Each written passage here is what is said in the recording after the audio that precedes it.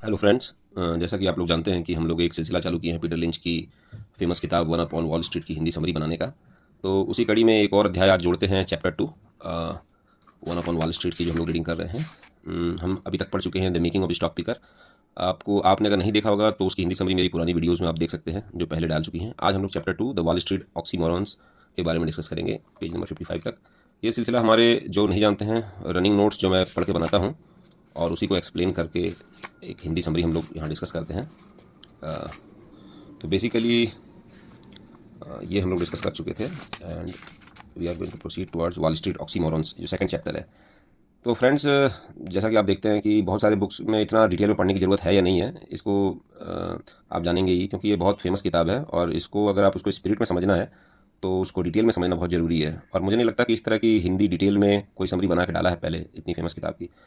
तो आप लोग ध्यान से सुनिएगा। और देखिए, बुक पढ़ना तो थोड़ा बोरिंग होता है, नींद भी आती है, but I have tried to make it more funny and relevant in today's context. So let's start. तो हमारा जो वॉल स्ट्रीट ऑक्सीमोरॉन के बारे में बता रहे हैं, इसमें बहुत धो के मारा है। आपके जो प्रोफेशनल इन्वेस्टर हैं, फंड हाउस हैं, जो इंस्टीट्यूशंस हैं, उन लोगों की बहुत उतारी है पीटर लिंच ने। ऑक्सीमोरॉन से एक मतलब कॉन्ट्राडिक्टरी वर्ड इन कंजंक्शन जो होते हैं तो बोलते हैं, इस चैप्टर में इसका मतलब है लकीर के फ़कीर, जो हम लोग हिंदी में बोलते हैं। तो जैसे प्रोफेशनल इन्वेस्टिंग को भी उन्होंने बोला है कि भाई जो ये भी एक ऑक्सीमोरॉन शब्द है, जो मान लीजिए, क्योंकि प्रोफेशनल और इन्वेस्टिंग सूट नहीं करता। इन्वेस्टिंग तो एमेचर स्टाइल में ही इन्वेस्टिंग ज़्यादा बेस्ट होती है। तो उसको ये पूरे चैप्टर में इसी बात को, कॉन्टेक्स्ट को समझाया है, उसको हम लोग देखेंगे। तो प्रोफेशनल को संदेह की नज़र से देखना जरूरी है। इससे अपने आपको प्रतिद्वंदी का पता चल जाएगा, क्योंकि ज़्यादातर 70% शेयर्स जो हैं वो इंस्टीट्यूशन के हाथ में रहते हैं। तो आपको पता चल जाएगा कि किसके अगेंस्ट आप बेच खरीद रहे हैं।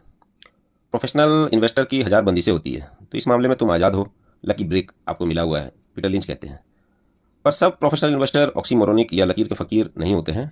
कई इनोवेटिव होते हैं, ग्रेट होते हैं, मैवरिक होते हैं, जो अपने हिसाब से इन्वेस्ट करते हैं। जैसे जॉन टेम्पल्टन हुए, जिसने 72-74 के यूएस कोलैप्स से पहले ही ज़्यादातर कनाडा और जापान के स्टॉक्स में पोजीशन ले लिया था। उसी तरह जो हमारे मैक्स हीन भाई साहब हैं, आप अगर उनके बारे में जानेंगे तो, अब तो मृत्यु हो गई उनकी, तो वो म्यूचुअल शेयर्स वगैरह लेते थे, जो कि एक फ्री थिंकर की तरह। उसका ही एक जो चेला हुआ माइकल प्राइस, नाम में ही था प्राइस, एसेट रिच कंपनीज, वो रुपये का माल 4 आने में खरीदने वाला था, फिर मार्केट से पूरा वसूलता था जब उसका समय आता। तो यही चीज़ है। अब जॉन नैप भैया हैं, वो हारे का सारा बाबा नैप हमारा बन जाते थे, क्योंकि उसका आउट ऑफ फेवर जो स्टॉक चल जाते थे, उसकी खरीदारी में उसका बहुत बढ़िया मतलब हाथ साफ था।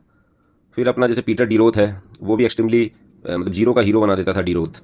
तो इस तरह से एक निमोनिक से आप याद कर सकते हैं। देखिए, पैशनेट होंगे तो आप इन सब चीज़ों को याद रखेंगे। तो डीरोथ के बारे में आप जानेंगे कि हार्वर्ड लॉ स्कूल से पढ़ा हुआ है, इसीलिए वो मतलब बहुत सारे बकवास कॉन्सेप्ट जो आप फाइनेंस वाइनेंस में पढ़ लेते हैं उसको भूलने की जरूरत नहीं रही, क्योंकि इसने लॉ पढ़ा हुआ था। तो हमारे पीटर लिंच कहते हैं कि हमारे धंधे में लोगों की खोपड़ी समझना जरूरी है। इसका मतलब साइकोलॉजी बहुत अच्छी एक ब्रांच है जिसको मतलब स्टॉक मार्केट समझा जा सकता है। जॉर्ज सोरोस, जिमी रॉजर्स ने मिलियंस बनाए अपने गोल्ड शॉर्ट करके, पुट बाई करके, ऑस्ट्रेलियन बॉन्ड्स वगैरह को हेज करके। वारन बफेट जो ग्रेटेस्ट इन्वेस्टर है ऑल टाइम का, तो वो भी मेरे जैसे ही अपॉर्चुनिटी ढूंढता है, मगर जब उसको मिलती है तो पूरी कंपनी खरीद लेता है कुल। तो यही सारी बात बताते हैं कि मेरी वाइफ ने एक बार रिसर्च किया कि महान आविष्कार और महान विचार लोग वो तब आते हैं जब वो अंडर 30 रहते हैं, पर मैं 45 साल से हूँ और आराम से कह सकता हूँ कि महान इन्वेस्टिंग के लिए ऐसी कोई जवानी के साथ संबंध नहीं है। ठीक है। तो इस पेज में उन्होंने बताया, फिर स्ट्रीट लैग के बारे में बताया कि जो वॉल स्ट्रीट है या अपना दलाल स्ट्रीट हो, स्ट्रीट में एक जो म्यूचुअल फंड हाउसेज हैं उसमें एक लैग रहता है। वो कह रहे हैं कि हर एक बेहतरीन स्टॉक का जो गुण होता है इतना खुला और ऑब्वियस रहता है कि अगर 100 में से 99 प्रोफेशनल अपने उसको एनालाइज करें तो अपने पोर्टफोलियो में डालना चाहेंगे, पर कुछ ऐसे कारण हैं जिसके कारण चाह कर भी वो कर नहीं पाते ऐसा, क्योंकि बहुत सारे एनालिस्ट उसको एनालाइज ही नहीं करते। जब तक लार्ज इंस्टीट्यूशन किसी स्टॉक को नहीं पहचानते, स्टॉक आकर्षक नहीं होता। बहुत कम रिसर्च एनालिस्ट फॉलो करते हैं छोटा स्क्रिप्ट को। जैसे द लिमिटेड की कहानी आप जानेंगे कि 1969 में लिस्ट हुआ, तो उस वक्त में एक दो ही, मतलब एक ही समझ लीजिए एनालिस्ट फॉलो कर रहा था। बाद में जैसे एक लोन एनालिस्ट सूजी होम्स, वाइट वेल्ड, फिर मैगी गिलियम आई, तो फिर वो अटेंशन पी की एमेच्योर एज पे कि हाँ भाई बाकी लोग मतलब ज़मीनी हकीकत क्या है उसकी। पहला इंस्टीट्यूशन जो आया द लिमिटेड को खरीदने वाला, टी रोवे प्राइस न्यू हॉरिजन फंड। तो जब तक वो भी 1975 में, समझ लीजिए 7 साल हो गए लेट, जब तक वो 100 स्टोर खोल चुका था। तो फिर भी जो है 1979 में तक भी सिर्फ दो ही इंस्टीट्यूशन थे, उसके पास भी बहुत लिमिटेड स्टॉक थी, सिर्फ 0.6% पूरी कंपनी का स्टॉक इन इंस्टीट्यूशन के पास था। तो इसमें एक बहुत इंपॉर्टेंट बात कहते हैं, कंसेप्ट है कि एम्प्लॉय और executive in the company were heavy owners usually good sign, we will discuss later. तो ये एक बहुत हम लोग सीखने लायक चीज़ है कि एम्प्लॉय और एग्जीक्यूटिव अगर खुद की कंपनी के हेवी ओनर हैं तो ये एक अच्छा साइन है। तो ये एक लर्निंग हमारी मतलब बहुत अच्छी हुई। बाकी भी जो लर्निंग हो रही है उसको भी हम लोग लेते चलेंगे। तो अगर स्टॉक डाउन है, उसके फंडामेंटल अभी भी सही है, तो बेस्ट है कि पकड़ कर रखो या एकुमुलेट द बेस्ट करो। तो कई बार ब्रोकरेज फर्म जब तक स्पॉट करता है तब तक 5-10 बैगर हो लेता है। तो ये सारी चीज़ें इसमें बता रहे हैं। फिर वॉल स्ट्रीट के लकीर के फ़कीर, एक मतलब स्टॉक के बारे में बात कर रहे हैं कि सर्विस कॉर्पोरेशन इंटरनेशनल जो था, उसमें एक भी सिंगल एनालिस्ट भी नहीं था। क्यों? क्योंकि वो लकीर के फ़कीर जो भी लोग थे वॉल स्ट्रीट के, उन्होंने सर्विस कंपनी फ्यूनरल सर्विस को जो है मतलब ना पोर्टफोलियो में इसलिए नहीं रखा क्योंकि वह तय नहीं कर पा रहे थे कि ये फ्यूनरल सर्विस लेजर बिजनेस है या कंज्यूमर ड्यूरेबल है, क्या है। मतलब वो लोग कैटेगरी की वाइज रख रख के इन्वेस्ट करते हैं। तो आप इन सब चीज़ों के चक्कर में आप अपना मिस नहीं कर सकते ना। तो पेप बॉयज़ को भी कुत्ता भी नहीं ध्यान दे रहा था जब $1 का मिल रहा था, और वहाँ से $9.5 तक हुआ तब तक कोई नहीं ध्यान दिया। बाद में सबका ध्यान गया। स्टॉप एंड शॉप की भी यही कहानी है कि $5 से $50 हुआ तब एक एनालिस्ट से 4 एनालिस्ट उसको ट्रैक करने पहुंच गए। जबकि IBM और एक्सॉन जो था उसको लिए 56 और 44 ब्रोकरेज हाउस फॉलो करते हैं। समझ रहे हैं आप? तो मतलब जहाँ चमत्कार हो चुका है वहाँ नमस्कार कर रहे हैं वो लोग, जो करने वाला उसको नहीं कर रहे हैं। तो आम फंड मैनेजर ज़्यादातर एक्साइटिंग स्टॉक्स को नहीं खरीदने का कारण ढूंढ रहे होते हैं कि क्यों नहीं खरीदें। इसमें कहना चाह रहे हैं पीटर लिंच, जहाँ स्टॉक का सर्वाइवल तक सवाल हो, वहाँ जो मतलब रेयर प्रोफेशनली ऐसे होते हैं जो नया फड़का स्टॉक निकाल के लाते हैं और खरीदते हैं। तो मतलब यहाँ पे बता रहा है कि ये जो आम जिंदगी और मेंटोस जिंदगी वाले मतलब मेंटोस वाले कम ही होते हैं। तो इसमें एक कहानी जो इसमें बताई है कि जैसे ला क्विंटा होटल वाला, तो उसमें बहुत ज़्यादा पैसा मगर कोई किसी ने भी खरीदा नहीं। तो और एक विरोधाभास भी बता रहे हैं कि अगर आप IBM खरीदेंगे फंड मैनेजर के तौर पे तो आप अपना जॉब नहीं लूज़ करेंगे, और अगर आप मान लीजिए कुछ ऐसा खरीद लिए जो मान लीजिए बहुत ज़्यादा गिर गया, तो आपका बोलेगा कि अरे क्या कर रहा था, क्या सोच के खरीदा, तुम पागल वागल हो गया। और IBM खरीदे, भाई हम खरीदे तो IBM थे, अब गिर गया तो क्या करेंगे, IBM तो बहुत बढ़िया कंपनी है। तो वही वाला हाल है कि सफलता की बात और है, पर उससे भी इंपॉर्टेंट है फंड मैनेजर के लिए इलाज बचाना मजबूरी हो जाता है कि विफलता भी हो तो इतना बुरा ना दिखे, मतलब कि एकदम मतलब क्या कर दिया। तो एवरेज कर सकते हैं पर ऐसा नहीं है। अब इसी की कहानी, अब क्या करें, लिए तो अच्छे ही स्टॉक थे पर चले नहीं तो क्या करें, आज नहीं तो कल चलेंगे टाइप ज्ञान पेल देते हैं। तो इसमें स्मिथ और जोन्स की एक कहानी बताए हैं कि कुछ स्टॉक होते ही मोटे हाथी टाइप के हर फंड पेंशन फंड वाले रख लेते हैं, ऐसा लगता है कि एक ही जगह मिलकर लिस्ट बनाई है। स्मिथ और जोन्स की एक कहानी बताते हैं कि दो दोस्त थे, दोनों ने अपना पेंशन फंड एक ही बैंक को मैनेज करने के लिए दिया हुआ था, पर एक का 40% ऊपर था, एक का 28%। तगड़ा कलेश हो गया, दोनों गोल्फ खेल रहे थे, उसी समय कलेश हो गया। ऐसा कैसा, एक ने फ़ोन घुमाया बैंक को कि भैया ऐसा कैसे किया, तो हमको अगर यही करोगे तो फिर मेरा हम पैसा निकाल लेंगे तुम्हारे से, एकदम बिल्कुल बर्दाश्त नहीं है। हालांकि 28% में भी खुश था। तो इसका मतलब ये समझ में आया कि acceptable mediocrity is far more comfortable than diverse performance. दोनों का चाहे 5% ही ऊपर रहता पर बराबरी चाहिए। एक्सेप्टेबल मेडियोक्रिटी लोगों को पसंद है ना कि डाइवर्स, भाई उसका कहा है ज़्यादा बढ़ गया, अरे तुम्हारा भी तो 5% की जगह 28% बढ़ा है, वो नहीं देखेगा।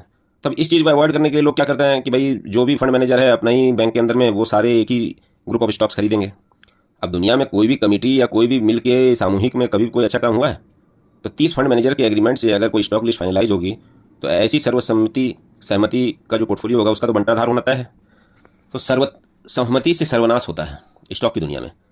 तो जैसा नए शर्ट खरीदने जाते थे पहले तो छोटे छोटे पर्चे रखे होते थे पॉकेट में कि भैया 4 लोगों ने द्वारा जांचा गया हुआ है शर्ट।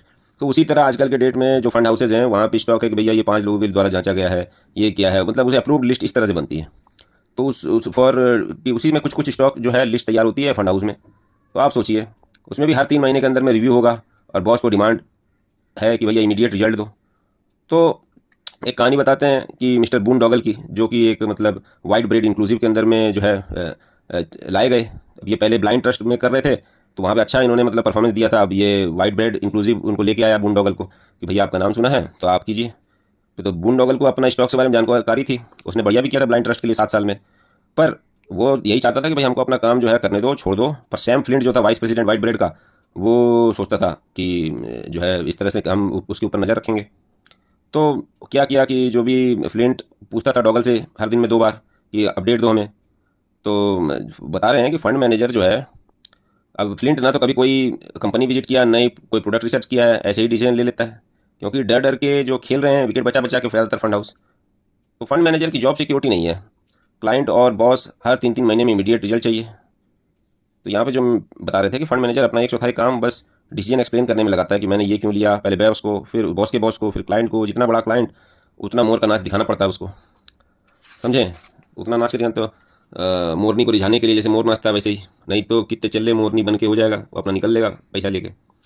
तो यही हुआ कि ये जो फ्लिंट भाई साहब है वो खाली इधर देखते हैं कितने में खरीदे, कितने में बेचें और कितना में मतलब अभी है। तो देखा जेरोक्स, हाँ भैया हम तो खरीदे थे इसको 30 में, चल रहा है 52 में, बहुत बढ़िया। भैया नहीं देख रहा है कि ये कब लिए थे। तो ये बेल बॉटम का जब जमाना था 1967 में, तब से जेरोक्स लिए हुए हैं। अगर रिटर्न ऑन इक्विटी देखोगे तो बहुत ख़राब है। पर अब ये जो है बूनडॉगल, अब भाई साहब 7 ओक ले लिए, अब ये $10 में ले लिए, हो गया $6। अब ये 7 ओक क्या काम करता था, ये डिस्काउंट कूपन वगैरह का काम करता था, हिंज कैचअप में, विंडेक्स में, ये सब सारी चीज़ें में। अब काम तो बढ़िया था। अब इसको लगा कि भैया ये तो ऑब्सक्योर बोरिंग कंपनी है, इसमें कुछ समझ में नहीं आ रहा, मगर हाईली प्रॉफिटेबल थी। तो फ्लिंट ने कभी 7 ओक का नाम भी नहीं सुना था। देखा कि भाई $10 में लिया हुआ $6 हो गया, ये क्या कर रहे हो। तो फिर बेचना पड़ेगा। बूनडॉगल भैया बेच दो, नहीं तो तुम्हारी जगह कोई और लाएंगे वो बेचेगा। तो फंड मैनेजर की दुनिया में भेड़ चाल ही सेफ है, इन्वेस्टर के लिए नहीं, फंड मैनेजर के लिए, नहीं तो उसको फ्लिंट जैसे हेड रास्ता नपवा देंगे। तो पीटर लिंच कहते हैं कि हमारे धंधे में बेरोक टोक बिकवाली को करंट लूजर्स, मतलब जो भी घाटे में है, उसको सबूत छिपाई कहा जाता है। इतने जल्दी और सफाई से ये काम होता है कि अब ये अस्तित्व बचाओ अभियान बन गया है फंड मैनेजर का। अब हर जगह होता है। अब 7 ओक में कोई फंडामेंटल दिक्कत नहीं थी, पर फ्लिंट भाई साहब का बेचना है तो हटाएगा। बाद में वो 10 बैगर हुआ, 10 बैगर हुआ, पर बेचना था तो बेच दिया। तो यही होता है कि जब मुंह छुपाने के लिए शुतुरमुर्ग जैसे कोई भी खतरा देखता है तो अपना मुंडी रेत में डाल देता है। तो वैसे ही मतलब जैसे ही कोई लॉसिंग दिखाने लगता है तो उसमें लंबा तौर पे बैठ नहीं पाते हैं, वो बोलते हैं भैया बेचो इसको, हटाओ, हमारा नाम खराब हो रहा है। तो यही है, पर ऐसा नहीं है कि जो हम बता रहे हैं वो सबके लिए इक्वली एप्लीकेबल है। न्यूयॉर्क के बाहर कई रीजनल बैंक जो हैं उसके मैनेजर ने बहुत अच्छा काम किया है, पेंशन फंड मैनेजर वगैरह ने, कि कई स्मॉल स्टॉक भी लेके काफ़ी दिन तक होल्ड किया। तो मगर यह है कि अगर गलती से कोई भी, मगर ऑयस्टर रॉकफेलर के एक आर्टिकल बता रहे हैं कि अगर गलती से कोई फंड मैनेजर कोई बढ़िया स्टॉक खोज भी ले तो बहुत सारे नियम कानून के चलते बंद जाते हैं। जैसे बैंक ट्रस्ट आपको यूनियन वाले कंपनी खरीदने नहीं देते, कोई साइंटिफिक इंडस्ट्री में, मतलब स्पेसिफिक इंडस्ट्री में नहीं लगाने देते।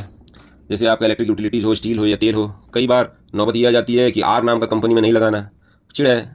या इस तरह के उत्पटांग लॉजिक भी बहुत होते हैं। सौरभ गांगुली जैसे अपना सुपरस्टिशन रखता था, उस तरह के भी बहुत सारे सुपरस्टिशन होते हैं।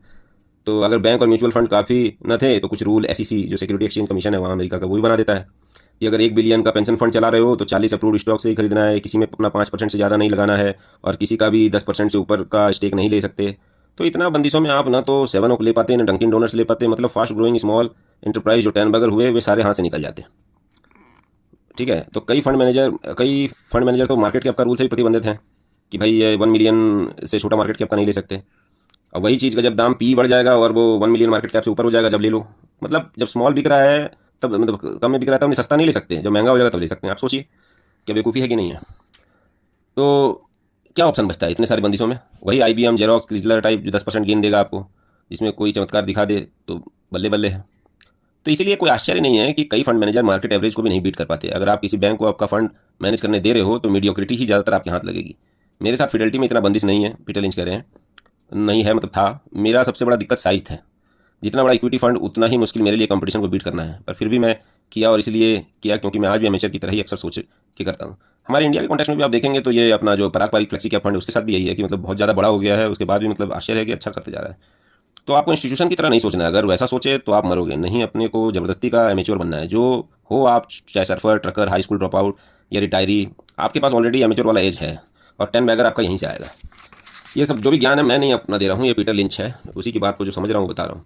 तो कह रहे हैं तुम्हारे पास एज है, कोई मिस्टर फ्लिंट तुम्हारे कंधे के ऊपर बैठा नहीं है निगरानी करने के लिए, ग्रिल करने के लिए कि तुमको फलना क्यों ले लिए, देखना क्यों ले लिए। मे भी घर वाला होगा जो पूछेगा, मगर अगर आपको उसने इन्वेस्टमेंट के लिए आज़ादी दे रखा है, मतलब ऑलरेडी विश्वास जता रखा है। और नहीं अगर जता रखा है और या मान लो कंस्टेंट स्क्रूटनी में हो तो उससे मंथली स्टेटमेंट छुपा लो, उतना ज़्यादा दिखाने की जरूरत ही नहीं है।